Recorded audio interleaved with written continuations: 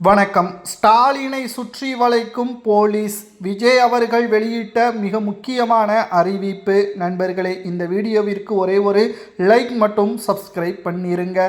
தமிழக அரசியலில் முதல்வராக விஜய் அவர்கள் பதவியேற்றவுடன் பல மாற்றங்களை கொண்டு வந்துள்ளார்.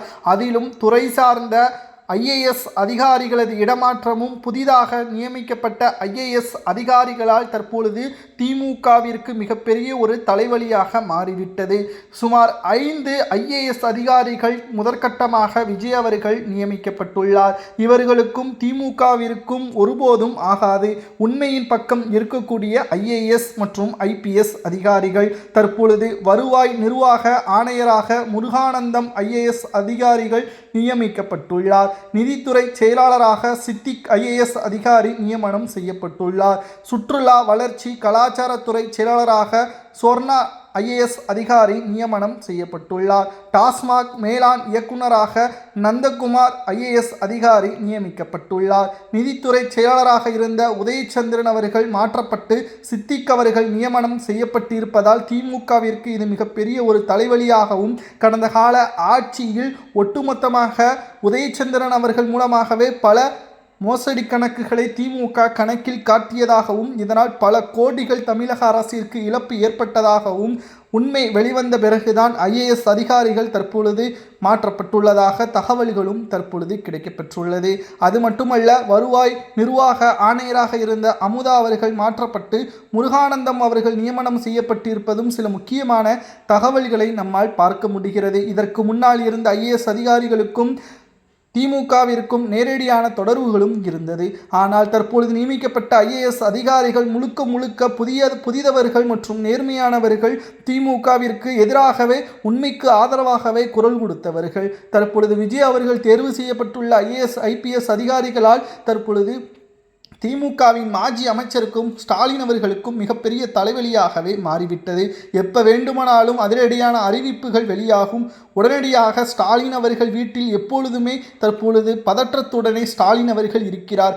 எப்பதான் 5 ஆண்டுகள் முடியும், மீண்டும் தேர்தல் நடைபெறும் என்ற பதற்றத்திலும், எப்படியாவது ஆளுகின்ற விஜய் அவர்களது ஆட்சியை மக்களிடம் தவறான எண்ணத்தில் கொண்டு செல்ல வேண்டும் என்பதற்காக தினம் தினம் யோசித்து கொண்டே இருப்பதாகவும் தகவல்கள் கிடைக்கப்பெற்றுள்ளது.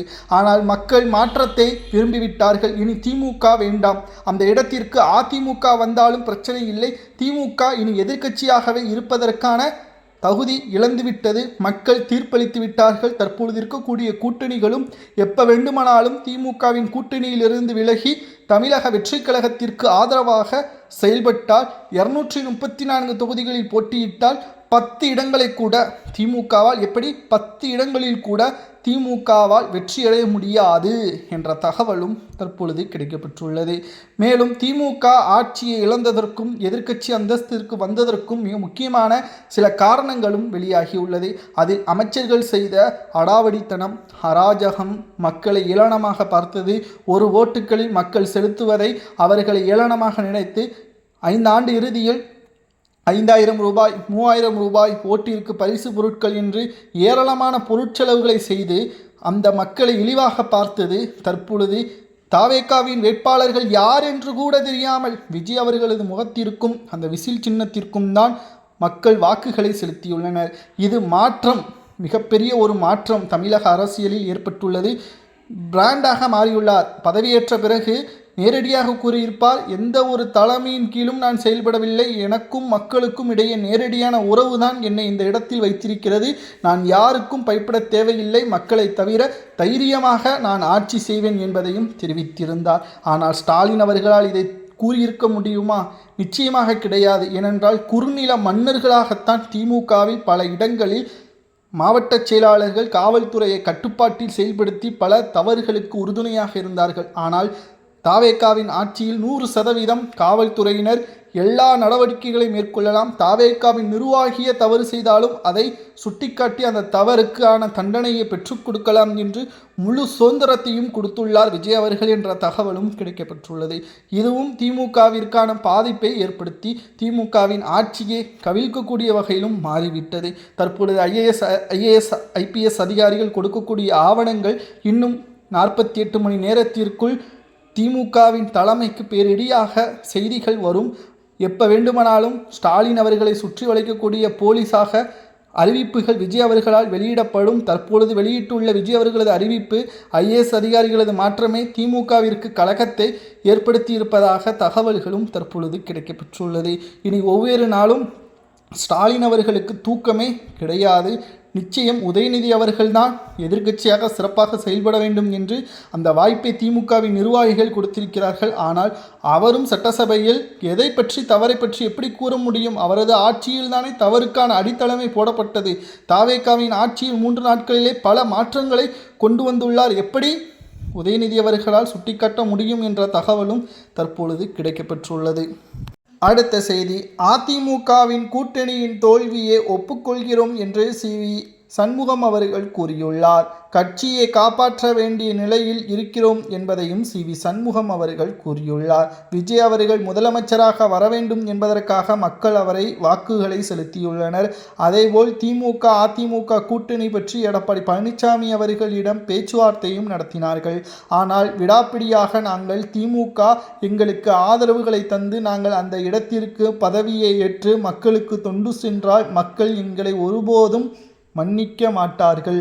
எம்ஜிஆர் அவர்களுக்கும் ஜெயலலிதா அவர்களுக்கும் திமுக செய்த துரோகம் தற்பொழுது எங்களுடன் கூட்டணியை வைப்பதற்கு நாங்கள் எந்த ஒரு எல்லைக்கும் வேண்டுமானாலும் பதவியின் ஆசையால் சென்று விடுவோம் என்று திமுக நினைத்தால் அது தவறானது. ஒருபோதும் நாங்கள் திமுகவின் அரவணைப்பில் மக்களை நல்வழிப்படுத்த மாட்டோம். எப்படிப்பட்ட சுயநலவாதிகளாக திமுக இருக்கிறார்கள்.